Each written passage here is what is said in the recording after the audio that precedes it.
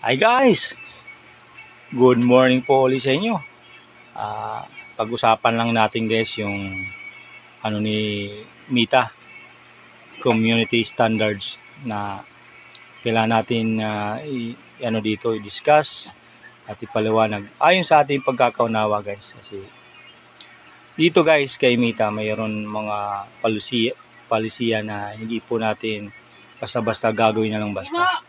Mayroon pong mga iniisip niyo content na hindi po allow dito sa kanya. Sa sunod na mga video ay malalaman niyo kung ano-ano mga yun. Kasi mahalaga po niyo malaman guys, kasi sabi ko nga, hindi lahat po natin ay binabasa o hindi natin ni-scroll up lang natin yung mga ni Mita.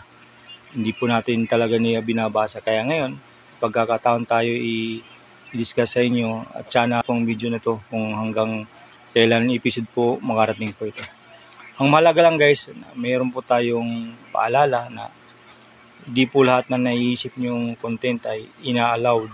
Kasi automatic si Mita ang magbubura po, magdi-delete yan. Either man yan sa page nyo or sa inyong profile. Kaya abangan nyo guys sa next natin yung mga tutorials about dito kay community standard.